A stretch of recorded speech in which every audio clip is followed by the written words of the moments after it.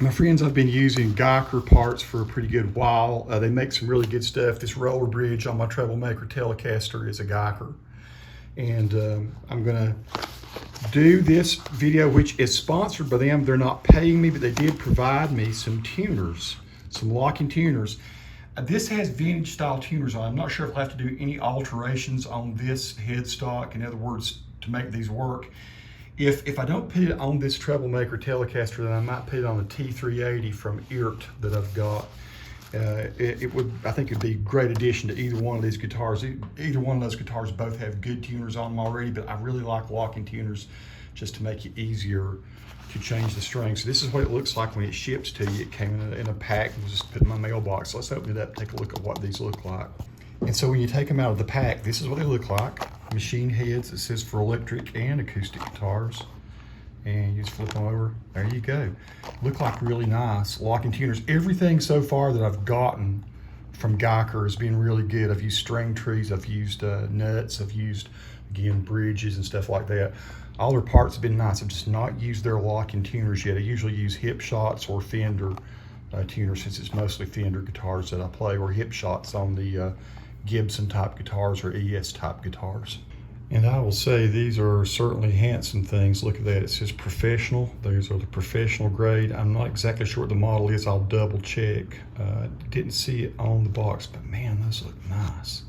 It does have the double post thing. I'm not sure how the back of this neck is drilled. Like I say, I'll either put this on the Troublemaker Tele or I'll put it on the T380. One or the other of those should work really well.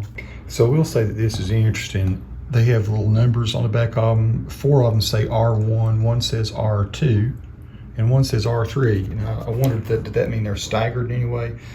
Well, there's an R1 beside an R3, and I've kind of eyeballed it. I can't tell a difference, so I don't know if there's any particular sequence it's supposed to be on there. The piece of wrapping of the paper did not have any instructions or anything on it. They all look honestly identical to me, the R2s, the R3s, the R1s. So I don't know that it makes a difference exactly how I put these on. Maybe we'll go to the website and check, see if there's a PDF or anything. All right, so it is as I thought. The Troublemaker Telecaster, that traditional kind of tuner on there is not drilled long. Well, I'd have to drill out the hole larger. So I'm gonna do the IRT, however you wanna say it, has a hole drilled out for a more modern style tuner. So we're gonna use that one.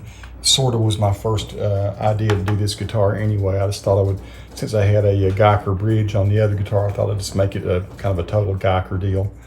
But we'll go ahead and do this one, this IRT, which I think is gonna be a better choice, at least for this installation. So you can see that the tuner on the IRT has one hole here. It's one of the bottom left holes, I kind of call it. But then the tuners, the locking tuners, which so many of them do, they have the 2 posts on it there, the 2 little nubs that stick out here.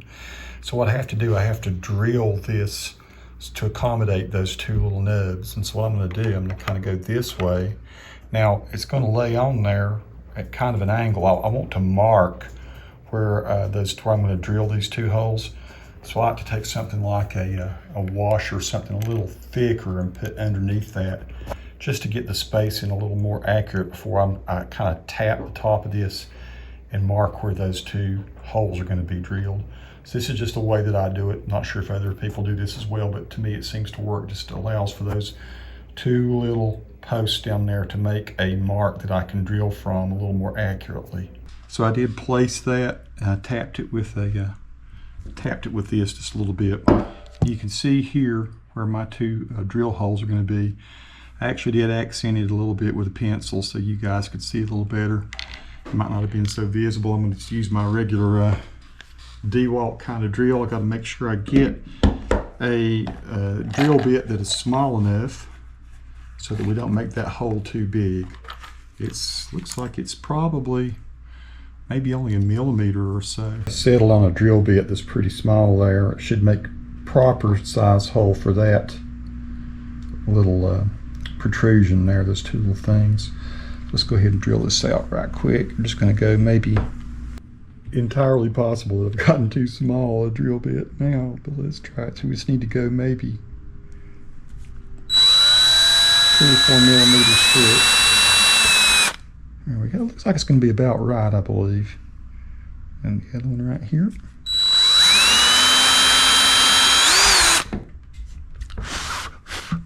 And that should fit, let's hope. Let's see if I made the hole too big or too small. And I do believe I could have used the larger drill bit. Always better to be safe the first time though.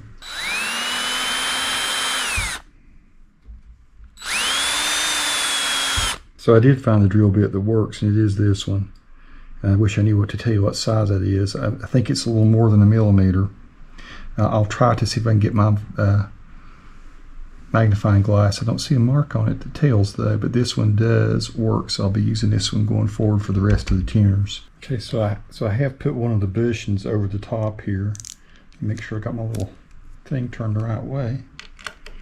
Should be able just to turn that right on there. I want to just test this one first before I go to doing the others, just to make sure I have everything set up right to go to town on the other strings. That feels pretty good right there. My goodness. Nice pearly looking tuner. I think I got it on there tight enough. Yeah, I don't want to overdo it. So there we go. Tuner number 1. I could actually put the original string on there. There's nothing wrong with using this string. These strings are fairly new on this one. I guess I had them on there maybe a month and a half. Let's go ahead and just clip this and put it in. I clip the end off that so it's easier to go in. Loosen it up. Let's tighten up on the bottom. Okay, now we should have a tuner that works for the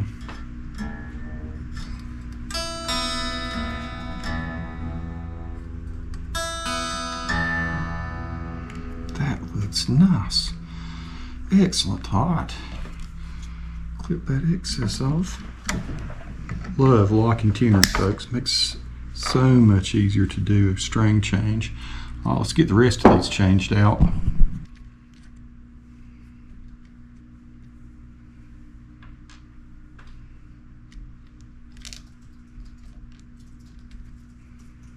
I'm going to use for my spacer this time, I think. I'm going to use one of the bits. Let's make sure I've got that lined up just right. It looks pretty good. Okay. I try to make sure my tuner's pushed all the way down so I don't mess up the post or anything. To turn it all the way down. And I just do. Sometimes you just push really hard with your finger. It's different when you're doing this with a roasted maple neck though. It's a little harder. That gives me my mark there. I got my 2 little specks that I can see. And for the sake of those of you watching, I'll go ahead and put a little pencil mark there so we can see that better.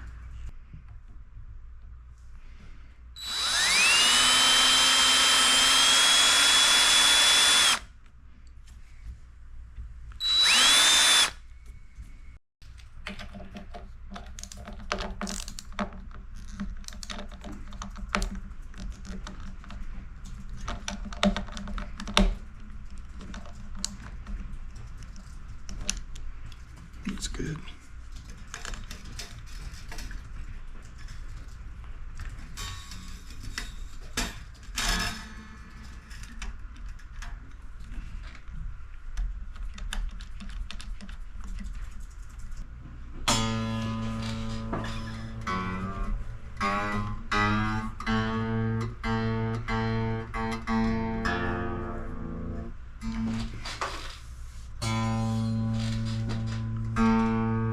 Okay, so I've got them all installed and it went very well.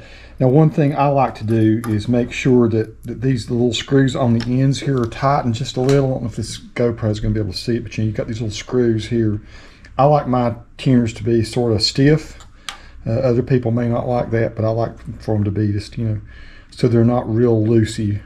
So let's go out and hook this up. Let's hook this T380 up to maybe a Tone Master Deluxe reverb or something and see how they sound. See how the string sounds, how the tuning stability is rather. So I did end up going ahead and doing a complete string change on this, because when I went to tune up, I popped my E string. So these are new strings, they might be stretching out.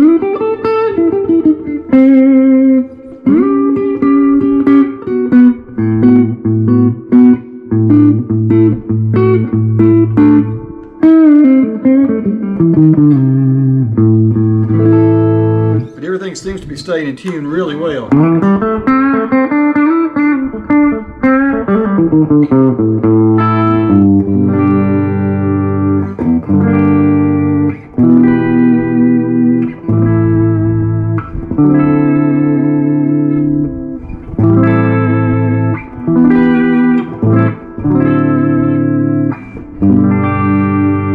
Maybe knocking it out of tune slightly with this trim here.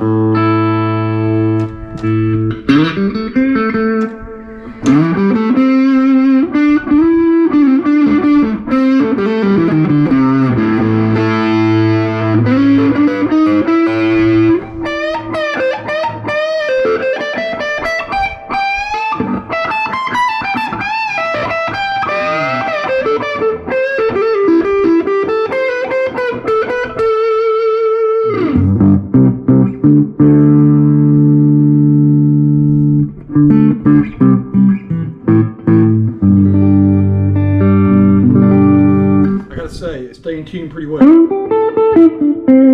Feel nice, look nice. That's the way they look, totally fully installed. The Guyker, it says, I'm going to read it, says professional tuning machines, Guyker professional tuning machines. And that's all it says. I'm not sure exactly which model they sent me. Here again, it really didn't say on the box, so I will be in contact with them before I post this video to let you know. The installation was easy. You just had to be sure to drill your holes right. And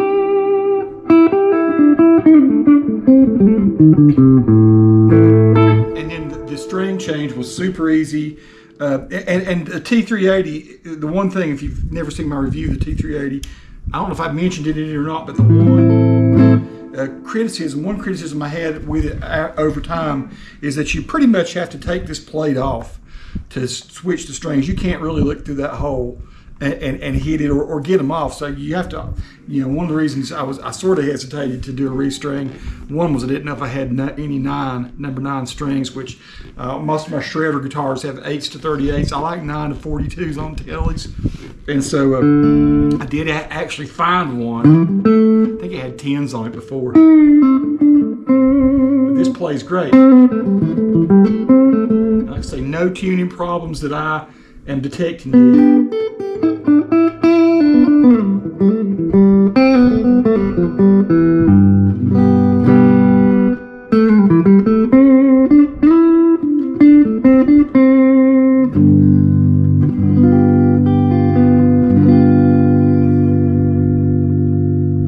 Peace to all who watch. Subscribe to the channel if you like. Those are the Guyker Professional Series tuners. That's them, folks.